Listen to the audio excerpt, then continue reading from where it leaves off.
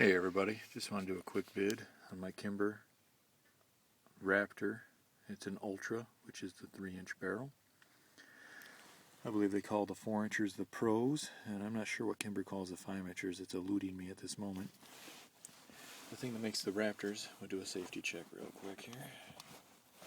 I have already seen it was safe, but we'll show you. Nothing in the pipe. Nothing in the magazine's been removed. So what we got is a 3-inch 1911 style pistol in 45 ACP. Where's the Kimber Custom Shop on one side for engraving. On the other side, Ultra Raptor 2. The Ultra designates the 3-inch, Raptor's the model, and the 2 states that it has the firing pin block attached to the beaver tail, which is different than a lot of the other firing pin blocks which are attached to the trigger. The Raptor is different because of the cocking serrations being what they call a scale type finish, which they carry over to the other side, of course, and the front strap instead of checkering. So instead of checkering on the front strap, you have these scales. They're very grippy. They hold very tight. If you got tender hands, they might be a little rough for you, but I think you can handle it. The back has your standard checkering. I'm going to guess about 25 lines per inch, give or take. Could be 20, could be 30, but I think it's 25. It has a speed hammer, hollow trigger, scallops here, and my favorite aesthetic part of the gun, the scales down the slide. They also do help with reflection of light. As you see, it's pretty bright. While sighting, you're not getting any glare. Which brings us to the Meprolite night sights. These are night sights, tritium inserts. They do glow green, front and rear. And being Meprolites, which are my favorite, they glow very, very bright. They're brighter than the Trigicons I've owned.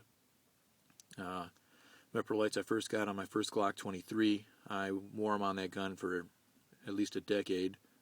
They were still glowing, but they had diminished some. I replaced them with Trigicons, and the Trigicons new aren't much better than the old Mepros.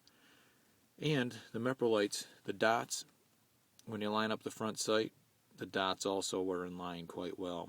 Whereas on the Trigicon, the front dot the height was off when the height of the front sight was even with the top of the rears. Not much, but for a guy like me who's anal, it's a lot. So I give you kind of a better look at this if I can. There's the overall. Those are zebra wood grips. They're kind of a feather texture, and they wear the Kimber logo. They look like they'd be very rough and have great grip to them, but they're actually quite smooth. And they're not really my style, although they're nice grips. And they're probably going to get replaced with some G10, probably by Militac. You can get them for about $65 on the web. I think I'll get green. And they have one that looks like an old, the outer diameter of the old Roman columns with the like half circles cut into them. And they have them that look like that, kind of like Nighthawks. And those things, if you've ever picked up a Nighthawk, are very grippy. And I like them. Not so much you can't wear the gun, but enough that if it's in your hand, it's going to be in your hand. So the fit and finish on the gun was perfect while it was new. And although it's only 3 weeks old, give or take, and only been to the range once, the finish is actually coming off of the corners. This light isn't really picking it up, but the corner here and this edge have worn significantly. There, I'm getting a little bit of it. The Kimpro came right off. I'm really not impressed with that. I got it kind of there.